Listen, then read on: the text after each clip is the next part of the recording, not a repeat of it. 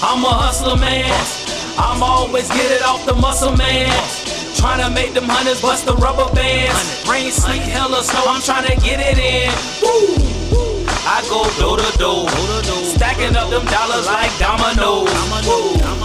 I go door to door. Hustlers, hustlers, hustlers. What's cracking? It's your boy Deshaun. Welcome back to another episode of Roof Hustlers, baby, where we tackle all your daily door-to-door objections, rejections, and we teach you guys how to make connections, man. Because if you ain't creating genuine customer connections, building better customer relationships, and providing premier customer service, then you know, like I know, guys, you ain't making a difference in your wallet or the community, baby. And that's what we do over here at Roof Hustlers, man. Help you guys go from average to good, from good to great. Always keeping food on your plate, baby. Because if you do what I do, you know it's a jungle out here. So this week on Roof Hustlers, what I want to cover with you guys, as you know, I travel all around the country, as west as California, to the Midwest, Kansas, Missouri, as south as Georgia, Florida, right? As north as New Jersey, Connecticut. I travel all around the country and we coach and train teams and show them how to do door-to-door sales at a higher level.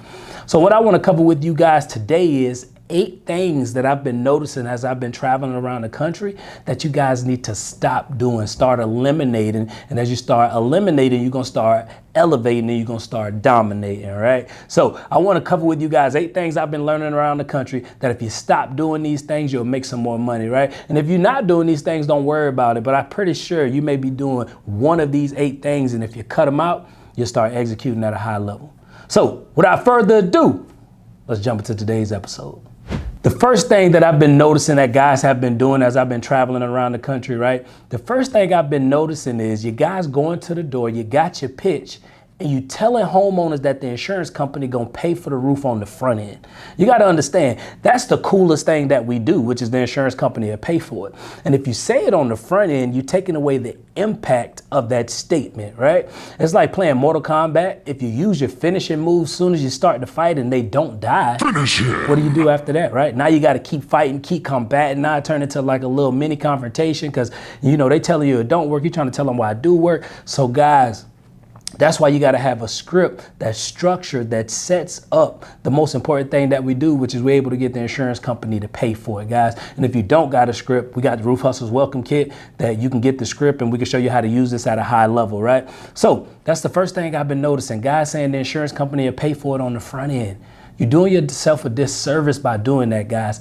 Build up the anticipation, right? Build that up, and then you hit them in the face with it towards the end of your pitch. I promise you it's 10 times more impactful that way. So that's the first thing. Stop telling the insurance company to pay for it so fast on the front end. The second thing I've been noticing as I've been flying around the country, right, is some teams do and some teams don't, but it's more teams that don't. You don't have a transition process for your homeowners that don't have damage to flip them to a retail.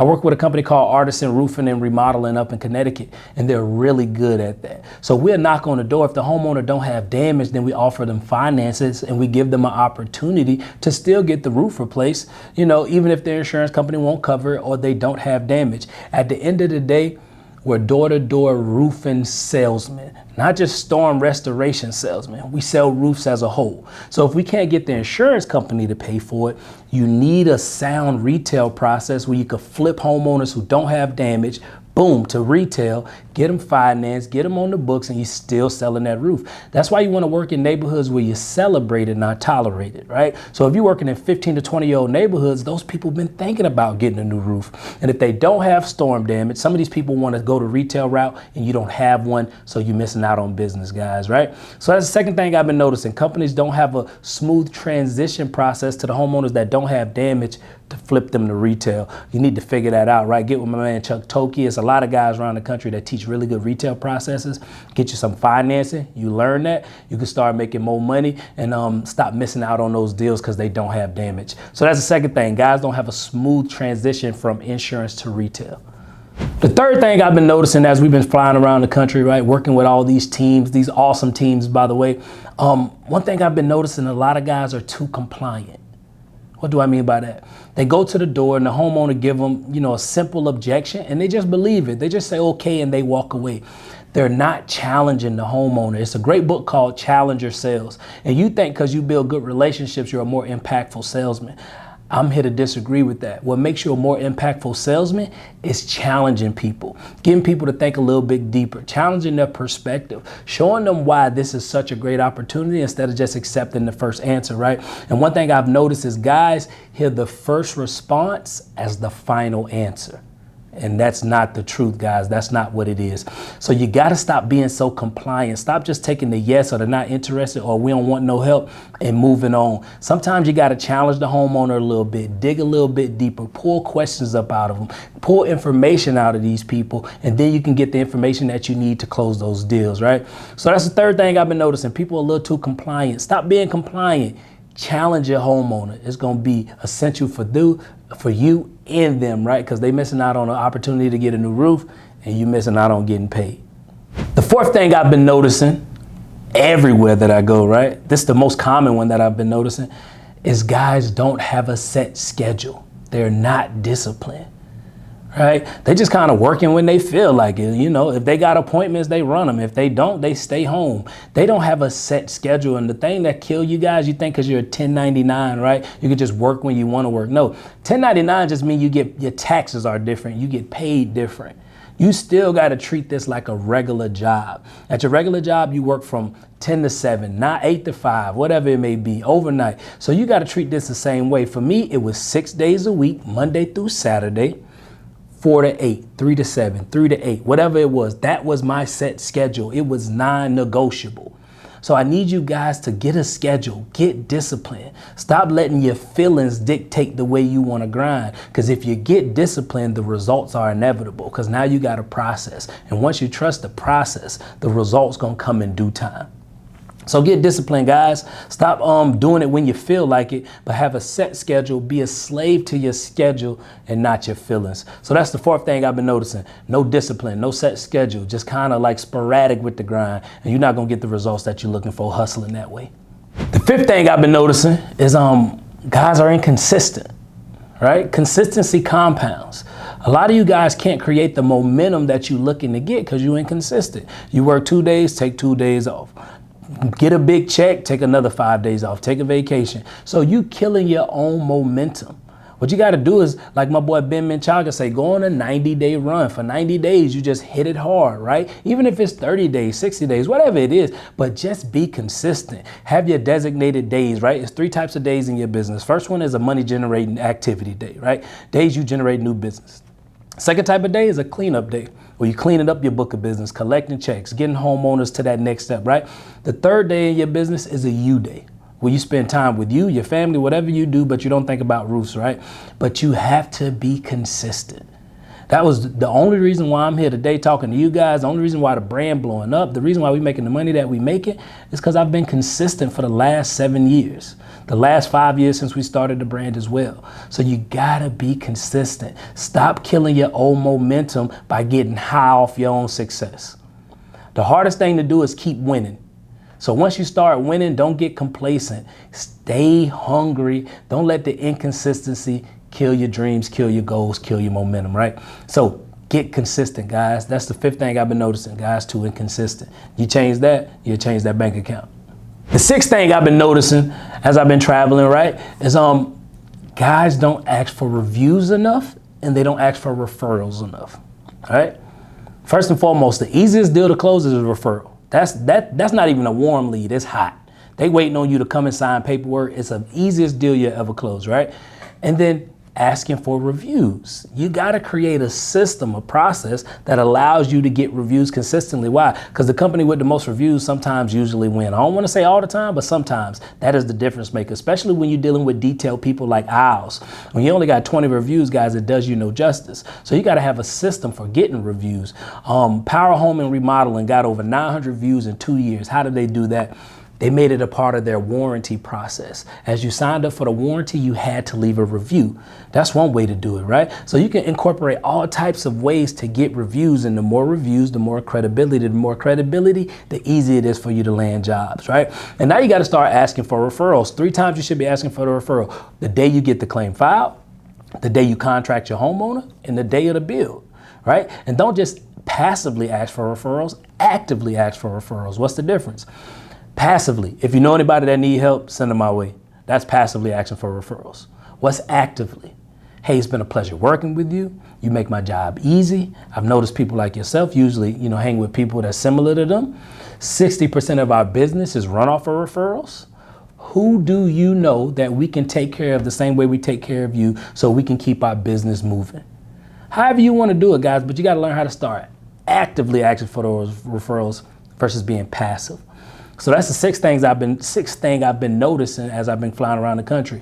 Guys not asking for reviews enough, and they not asking for referrals, right? So get your testimonial videos, get whatever you need to do, get those reviews. And for my owners, you can create incentives around the most reviews to get your guys start asking for them. So that's something I've been noticing. Guys not asking for enough reviews or referrals. The seventh thing I've been noticing, guys, as I've been flying around, you guys aren't taking enough ownership. You're not taking 100% responsibility for your business within a business. You still putting the blame on your owner. You still putting the blame on your homeowners. You putting the blame on all the external things versus looking inside and figuring out what you can do better to take your business to that next level. You got to take ownership, guys. Like I told y'all, you got to get from that employee mindset to that entrepreneur mindset to that owner mindset, right? A lot of you guys wait till you leave the company to start your own company, right? And then you want to take full ownership. Why not do that while you're with the company when you got a little less responsibility, right? So you guys got to start taking more ownership. The day you get a bad check is your fault. The day you get a great check is your fault. Right? So you got to start taking ownership. You got to start knowing when your check's coming in. You got to start tracking your own commissions. Like, you should stop putting all the responsibility on your owners and your sales managers, and you got to take ownership yourself. And once you do that, your business will explode, because this is your business. This is your livelihood, and nobody gonna care about your family or care about your money the way you gonna care about it. So take more ownership. I see a lot of you guys still lackadaisical with your ownership and actually becoming an entrepreneur. You don't gotta become an entrepreneur. You don't gotta go out there and start your own company. You could be a strong entrepreneur building within a business. So that's the seventh thing I've been noticing. Guys ain't taking enough ownership.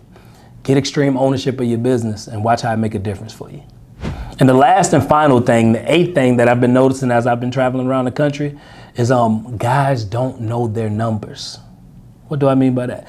Like, you got a goal, you want to sell $1.5 million, $2 million in a year. Then I ask people, how you going to get there? And they say, I don't know.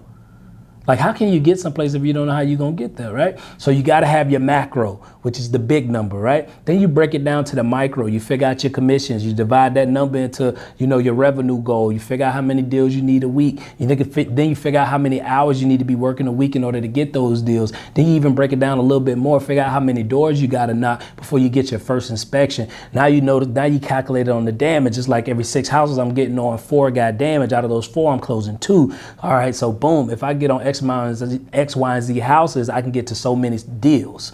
But you're not taking time to actually track the numbers down to the micro to make the grind a science versus just a gamble. Right now, a lot of you guys out there gambling. The grind isn't predictable as it should be for you because you don't know your numbers.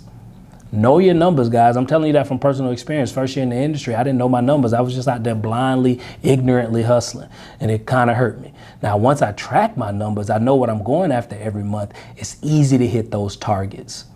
So don't be a guy who don't know your numbers. Know your numbers. Get the macro, break it down to the micro, right?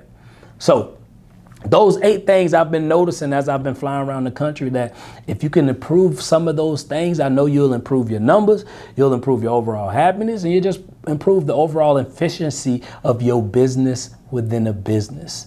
I want to see sales guys thrive at the highest levels. So sometimes I got to call you out and make sure and hold you accountable and make sure you're doing the things that you need to be doing as a door-to-door roofing sales expert, right? Professional. So those are some things that I noticed, man. If you can correct those, I guarantee it make a huge difference for you. If you got value out of the day, please do us a favor. Leave us some comments down in the comment box. We do pay attention to those. Shoot us an email over at roofhustlers@gmail.com. If there's any topics that you want us to discuss, I'm more than welcome to dive deep on those and, give you guys some information on that. Make sure you follow us over on Instagram at Roof Hustlers, TikTok, Roof Hustlers. Make sure you join the Roof Hustlers Facebook group, right? I think we just hit 9,000 people. We got moderators in there. We're trying to clean it up because it got kind of messy, but we're getting it fixed for you guys, right? So as always, man, we appreciate you guys tuning in. We appreciate your eyes and your ears. And as always, baby, hustle hard, hustle smart, and don't be afraid to bogart. Hustlers, I'm out.